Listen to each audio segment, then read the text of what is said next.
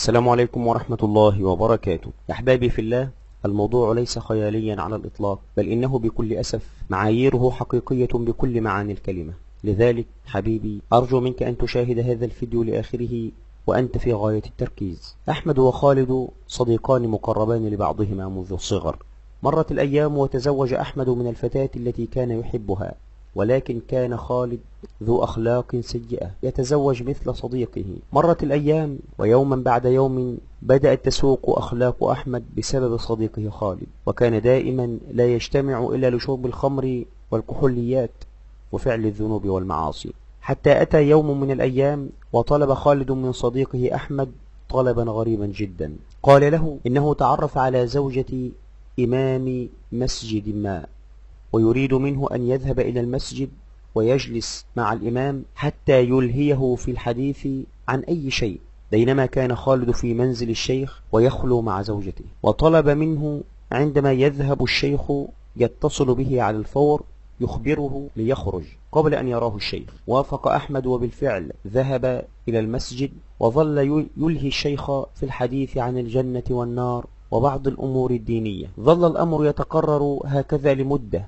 تزيد عن أسبوعين. يوما بعد يوم بدأ قلب أحمد يلين ويعرف ربه حقا بسبب مجالسته للشيخ في المسجد. وهنا قرر وهو يجلس مع الشيخ أن يصارحه بالأمر كله، وما خطط له صديقه منذ البداية، وما يفعله الآن مع زوجته. وبالفعل سرد للشيخ القصة من بدايتها، والمفاجأة أن الشيخ قال له إنه غير متزوج ويعيش وحيدا في منزله.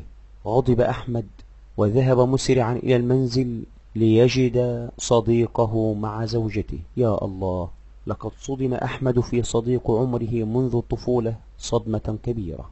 ولكن أحبابي في الله، في الحقيقة هي ليست صدمة على الإطلاق. أتدرون لماذا؟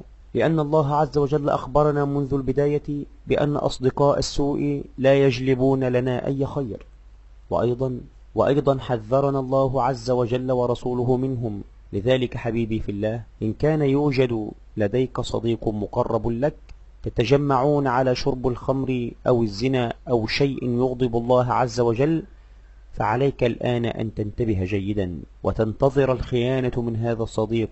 وأرجو ألا تقول أن صديقك الفاسد من المستحيل أن يخونك، لأنك سوف تكون مخطئا تماما، لأن الإنسان الذي يخون وعد الله عز وجل لا يمكن أن يصون وعده مع غير الله عز وجل. لا تنسى الاشتراك في القناة ليصلك فيديو آخر سينال إعجابك بإذن الله، ودمتم بخير حال.